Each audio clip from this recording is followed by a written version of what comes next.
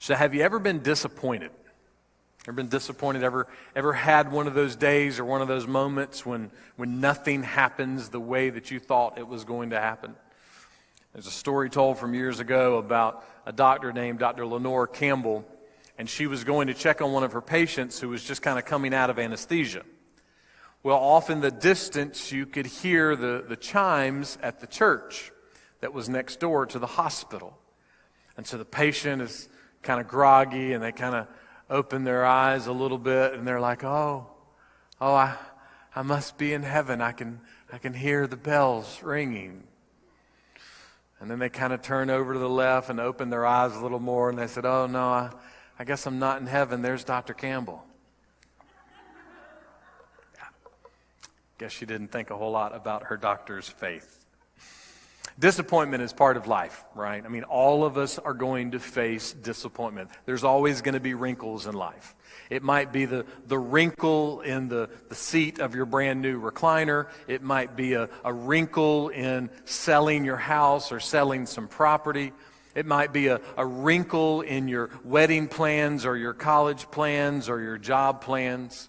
It might be a wrinkle in the parchment paper that you have underneath your bacon in the oven, and that wrinkle causes the bacon not to cook with its full baconness. And there's just a wrinkle. It's just a problem. That's a thing. Or it could be the 45 wrinkles that you wake up the next morning after trying to binge watch the 3rd season of Remington Steele. You just didn't get any sleep. Wrinkles, wrinkles, wrinkles, wrinkles. Just about every area of life we can find wrinkles. Wrinkles that create disappointment. Wrinkles that will start making us feel things like fear and worry and stress and anxiety and anger and frustration and discouragement and depression. So what do we do for the wrinkles in life? What do we do when the disappointing moments happen? When our spouse lets us down, or our kids let us down, or our boss lets us down, or our teacher lets us down, or the coach lets us down, or the players let us down, or the pastor lets us down, or the politician lets us down, or the doctor lets us down, or just about anybody else on the earth. Everyone in your life will let you down. I hope we all know that. Unless I've missed something, no one in this room or on this earth is perfect. We will all be disappointed with people. We will be disappointed with situations. But is there any help for those moments? Is there any help for the disappointment? Well, there is. We continue our series this morning called Doors, where we are looking at some of the most defining doors that you and I face every single day in life. Last week we looked at tiny doors, the ability to escape temptation, those tiny doors that God will give us at any given time. And today we're going to look at closed doors. Our message today is closed doors. And we'll be asking Dr. Luke to help us. Luke chapter 4 is where we'll be looking today. And as we look, what we're going to discover is that there is this one thing, this one most important reality that we can always turn to immediately when disappointment strikes. So let's see what that one thing is. Luke chapter 4, beginning with verse 16. And Jesus came to Nazareth, where he had been brought up. And as was his custom, he entered the synagogue on the Sabbath and stood up to read. And the scroll of Isaiah the prophet was handed to him. Jesus was in the habit of going to church. And on this particular day, he's at his home church, so to speak, and he's been appointed and called upon to read and teach. Now, in the synagogue, the way it worked is you would stand up to read, and then you would sit down to teach. So what is it that he stood up to read? Well, Luke continues, verse 17, and he opened the book and found the place where it was written, "The Spirit of the Lord is upon me, because he anointed me." Jesus stood up and he was reading from Isaiah about the Messiah.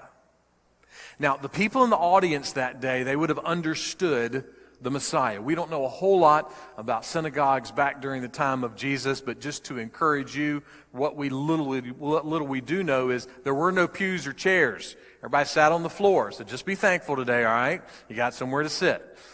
So the audience, the crowd that day, they were very familiar with the Messiah. And here's why. They came to church every Sunday to hear about the Messiah. For the early synagogue and the early church, the whole notion of gathering was that there was this sense of anticipation and excitement. They went to church the way we go to football games. They went to church the way we go to Broadway plays. There was excitement. There was anticipation. They couldn't wait to get there because they were going to hear about the Messiah. They were going to hear about the Savior. They were going to hear about the Christ. There was excitement because the Messiah was coming to rescue them. The Messiah was coming to rescue them from death and taxes and government and worry and stress and pain and pride and everything else that was going on in their life. They couldn't wait to gather together to hear about the rescue that was coming in the Messiah. Now, I'm not trying to give out any tickets for guilt trips here, but the reality is we should come to church in the same exact way. We really should.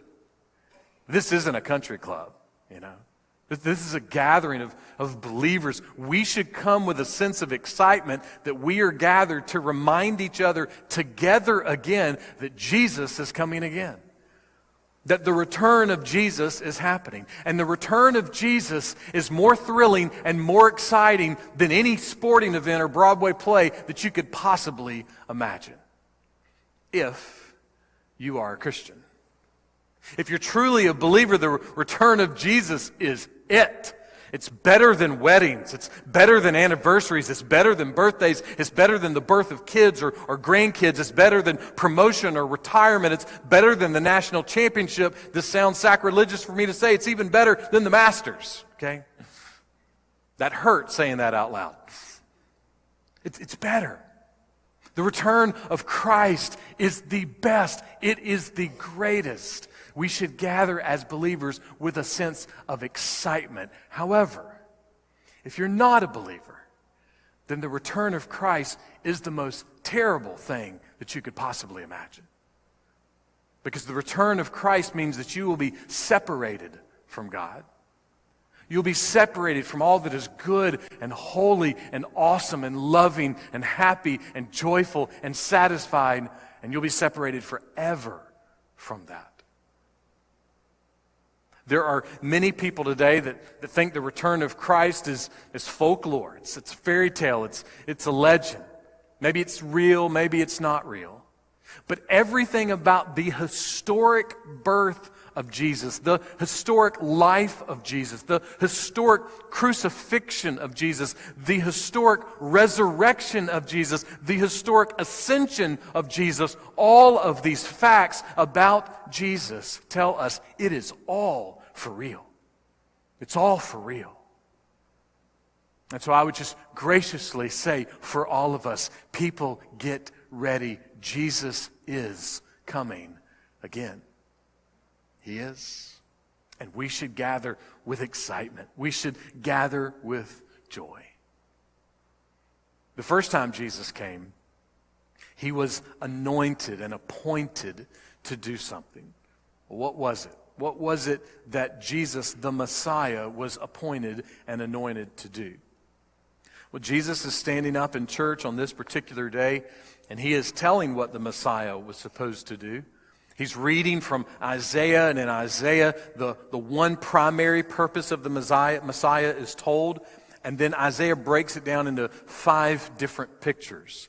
And so we're going to look at each one of these pictures. These pictures have dual meanings. They can be physical realities, or they can be spiritual realities. More often than not, they are spiritual realities, and so we'll focus on the spiritual realities of what the Messiah was anointed to do.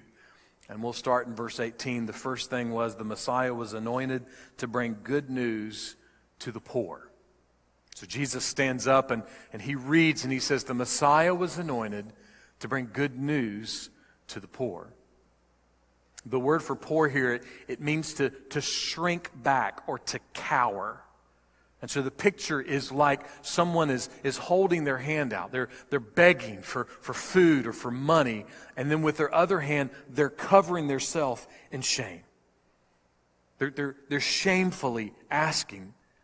They're embarrassed, so to speak. There's a cowering shame. All around us, there are people cowering. In your neighborhood, there are people cowering. They're shrinking back.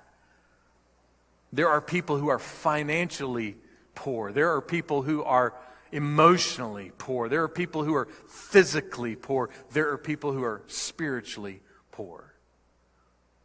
Recent statistics show there's about 300,000 people in Lexington County. That's the county that our church sits in. So of the 300,000 people, statistics also show that about 40,000 of those people are living in extreme poverty. 40,000 people. I think the actual number is about 37,000 living in extreme poverty right here in our community. I just want to offer a quick challenge. Engage with that statistic this week for all of us. Just find one way.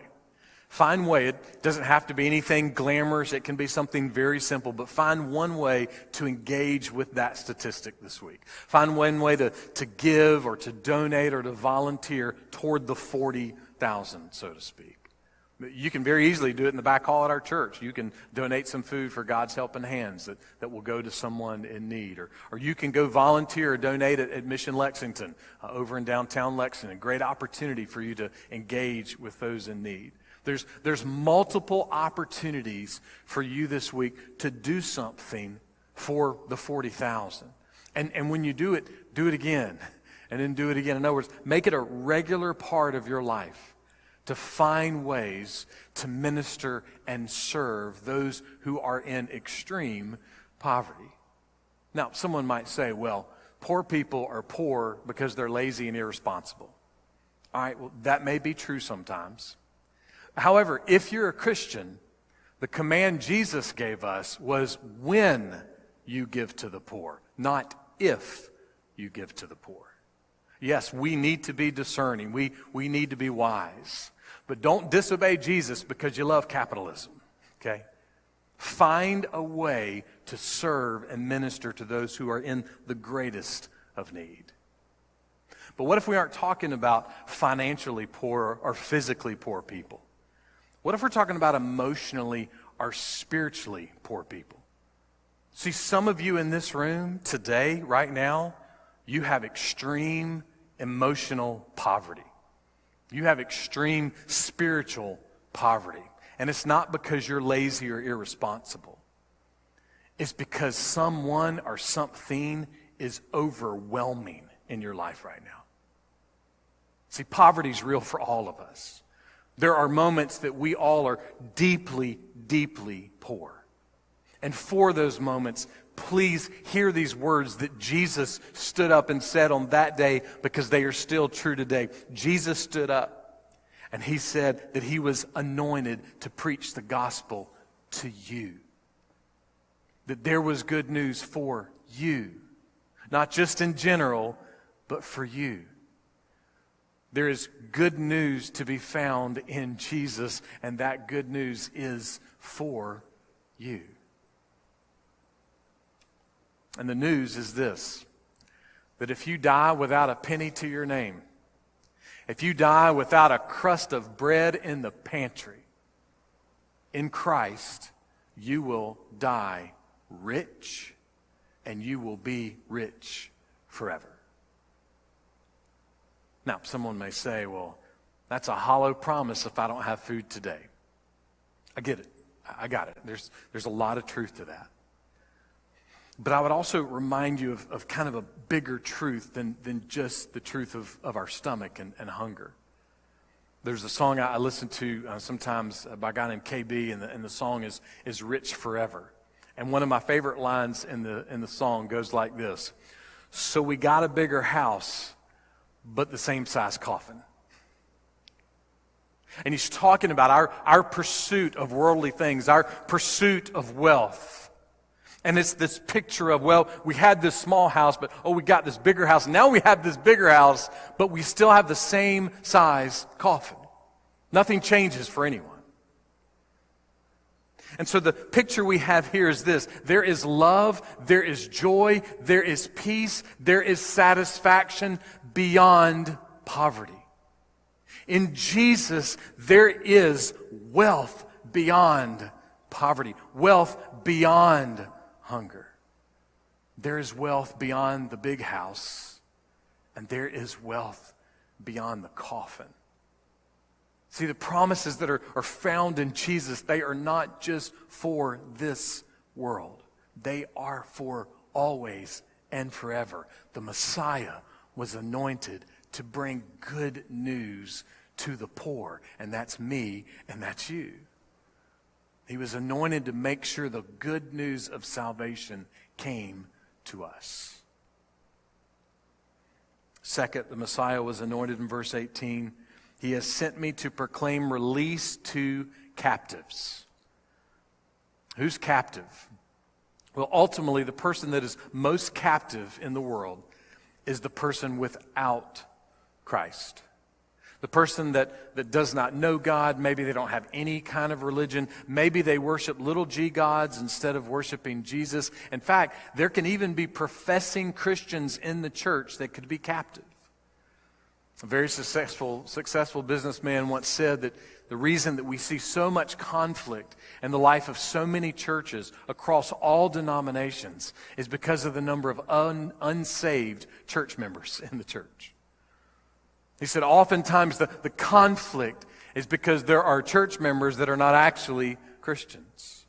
So we have atheists and we have agnostics. We even have attenders of church that can be captives. Captive to what? Captive to sin. Sin is what captures us. Sin makes us poor. Sin knocks us down and keeps us from any attempts we can have to have joy in our life. It's the nature of what sin does. And sin knocks us down in such a way, it takes us captive in such a way that we become imprisoned with so many different things. Imprisoned with things like drugs or gossip or alcohol or anger or apathy or stress or fear or worry or greed or power or sexual immorality or selfishness even. Anybody feel imprisoned to any of those things today? Was there any release from them? Is there any release from the sin that so easily entangles us? The sin that keeps us imprisoned? Well, there is. And Jesus stood up in church one day and he read about it. He said that the Messiah was coming to actually break the power of sin, to release people who are captives of sin. That's what the Messiah came to do. He came to release us from the power of sin. Third, the Messiah was anointed to bring recovery of sight to the blind. Did Jesus heal people who were physically blind? Yes, he did. Can Jesus still heal people who are physically blind? Yes, he can. But if he doesn't, it does not lessen the reality of what it means to be spiritually blind. To be spiritually blind is one of the worst states that any person could possibly be in. It's exactly why when John Newton was writing his famous song, he said, "I once was blind, but now I see." Especially for those of us that have grown up in the church, we forget that we were blind. We forget that we were in chains. I mean, I was a pretty decent kid who grew up in church, but I was lost and damned and condemned to hell. I was in chains. I was blind.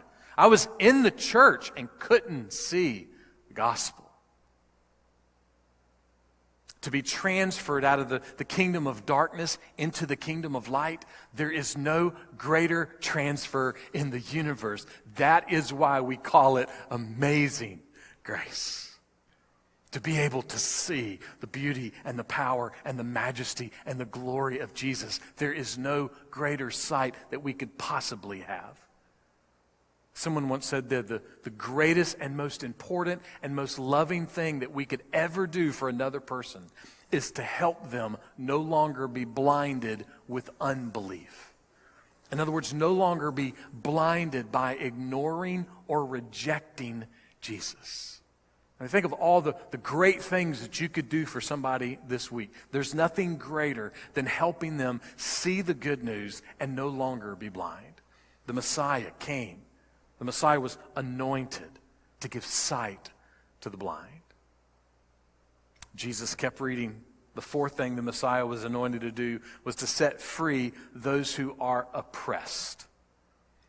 One day Jesus was walking through a village, and Matthew records what happens. It says that Jesus looked out on the people and he had compassion on them because he saw that they were harassed. They were helpless. They were like a sheep that didn't have a shepherd. They were lost. Jesus saw the people and he had compassion on them because they were hassled and helpless and weary and scattered. Because the government was holding them down? No. No, the language in Matthew is that Jesus looked at them and he saw how empty they were without God. He saw how empty their lives were without God. Are you spiritually empty today? Do you feel like there's something missing, or that you can't get ahead, or that nothing you do is enough? Are you trying to find your ultimate joy in your spouse, or your kids, or your grandkids, or your education, or your job, or your car, or sports, or whatever it may be? Or do you know someone who seems to be trying to find their ultimate joy and their ultimate happiness in all of the things and all the people of life? But you see that they're empty, or you yourself feel that emptiness? What could you do to help them? What could you do to help someone that you know is helpless, harassed, scattered, weary? Someone who is oppressed. Someone who is weighed down. How could you help someone find godly freedom this week? How could you help someone find the freedom that is there for the oppressed? The Messiah came for the purpose of helping give freedom to the oppressed. And then one more thing Jesus read in verse 19.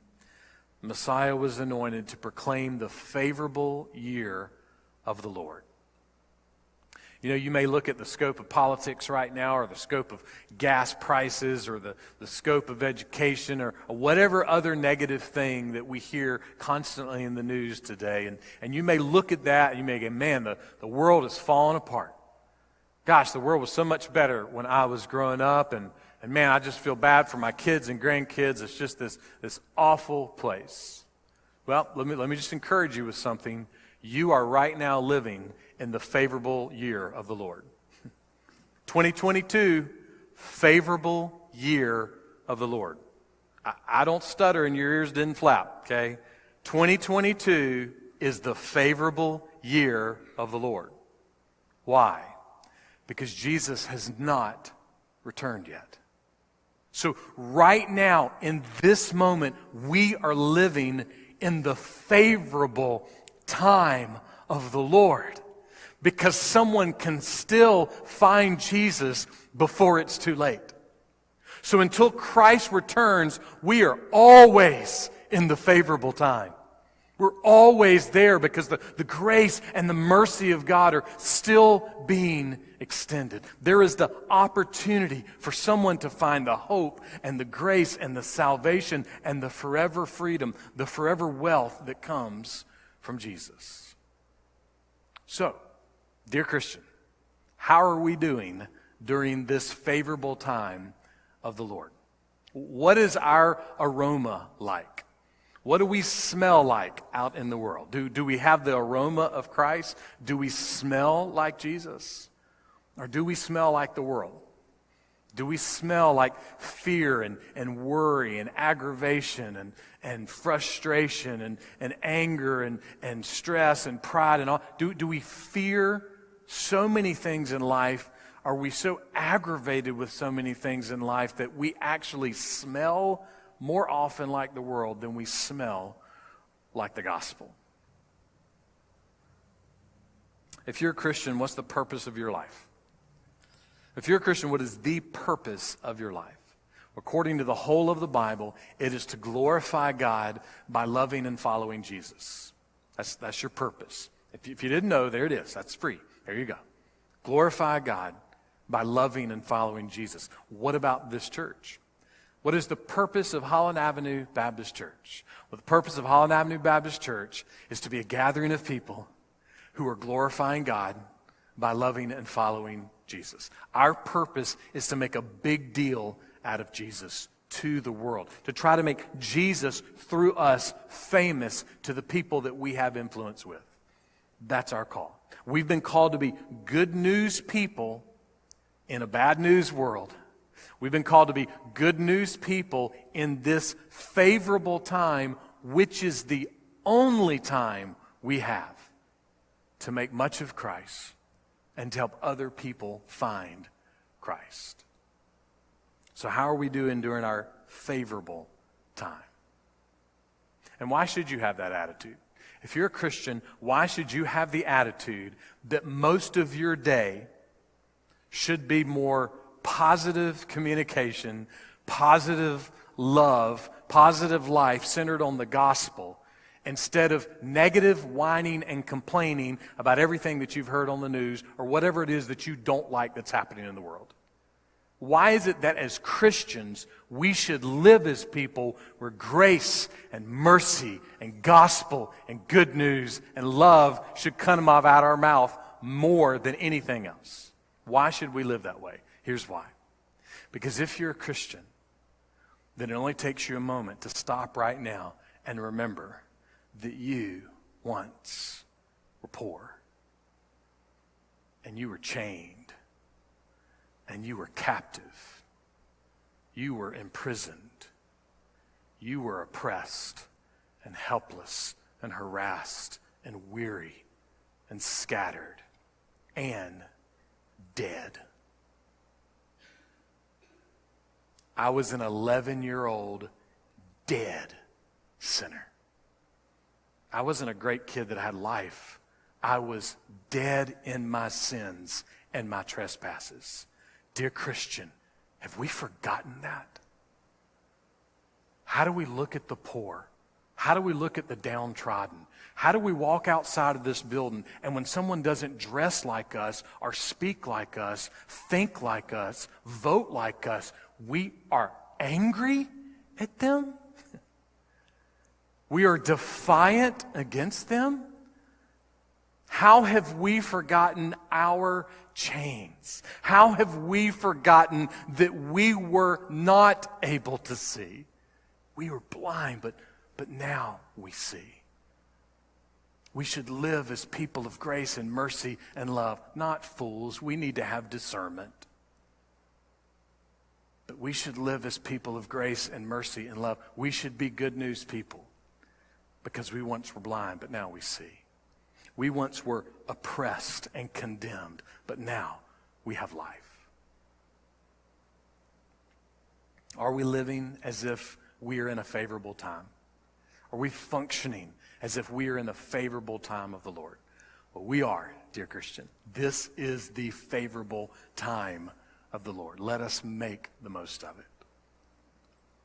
So Jesus reads about the Messiah. He finishes his reading, and this is what happened next, verse 20. And he rolled up the scroll, gave it back to the attendant, and sat down. And the eyes of all the people in the synagogue were intently directed at him.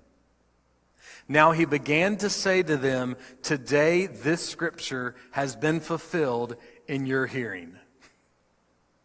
This is the first mic drop in history, okay? But this is an amazing moment. Jesus reads from the prophet Isaiah, then he sits down, and you can hear the crowd when he gets through talking, what did he just say? Did he say, isn't this Joseph and Mary's kid? Because what Jesus said when he sat down was this. He said, who is Isaiah writing about? Well, he's writing about me. And when will this prophecy come true? Well, it's coming true right now before your eyes. I mean, hundreds and hundreds of years of people going to church and hearing about the Messiah and hearing about the Messiah. And then here is the carpenter sitting down in front of them going, this is now fulfilled right before you. Jesus was and is the Messiah. Jesus is freedom, Jesus is hope, and Jesus is deliverance. He is deliverance. There is no deliverance outside of Jesus. He is freedom, He is hope, He is salvation, He is deliverance. But you may be thinking this morning, I ain't feeling it. My life is hard and tough. I'm one of those spiritually, emotionally poor people that you were talking about. And hey, I'm physically and financially poor too. And so I'm not feeling this. I'm not feeling this freedom, this hope, this deliverance. I'm not feeling it. In fact, all I'm feeling in life is a bunch of closed doors. That's all I got is closed doors. I don't feel this deliverance from Jesus. Benjamin started having a really hard time with food. Anything he ate became like a poison. He would get extreme pain. His stomach would swell up. He'd take a bunch of medicine and sleep longer, but that really didn't help. He described himself like Humpty Dumpty. He said, all the medical specialists and all of nature's holistic remedies couldn't put back my digestive system again. He said, I had a cabinet full of all kind of different bottles with all kind of funny names on it, but none of them were helping. Nothing helped. For 4 years, he went through this. And then he was reading one day, and he came across something in his reading about doors. And we know this phrase, right? When one door closes, another door opens. But what he was reading on that day was, sometimes when one door closes, there's not another door that opens. And the door just stays closed. There's not a window, there's not another door. It's just this closed door. And then he kept reading down the page, and he came to this question: will Jesus be enough? When the door closes, will Jesus be enough? This is what Benjamin wrote about his experience with his closed door. When you stand up for what's right and end up in jail, when you have cancer, when you lose your job, when your house is robbed, when your parents get divorced, when you're sick and lying on the floor and your kids ask you, Daddy, are you okay? This is what he says. In that moment, Jesus is still Jesus. And he will be enough for you. He's still Jesus. All the time. It never stops. Doesn't matter what gas prices are. Doesn't matter what the doctor says. Doesn't matter which countries are at war with who. Jesus is still Jesus, and Jesus is always enough. You see, Palm Sunday is not just some religious holiday with some, Easter fanfare. No, it's a date on the calendar that's a reminder. A reminder of what? Well, Palm Sunday is that reminder that in that moment when the door slams in your face and you're left out in the cold in such a way that you feel oppressed and stressed and depressed, Palm Sunday is this reminder of the difference that 1 week can make. The difference that just a few days can make. Palm Sunday reminds us that fear and sadness and death are real, and none of us will avoid any of them. Palm Sunday is a day that reminds us that Friday's coming. Death is coming. Brutal crucifixion is coming. But Palm Sunday is also a day that reminds us that next Sunday's coming. A day that reminds us that there is one moment in history where one door is opened, and that one open door is enough for every closed door in our lives. This one moment in history reminds us that Sunday is coming. That death is not the end. That we can breathe easy because death is no longer our fate. And because of the one door, because of the one glorious moment that we'll remember on next Sunday, that we can remember this Sunday. Because of that one moment. Today, tomorrow, next Thursday, 5 years from now, and forever. Dear Christian, Jesus is enough.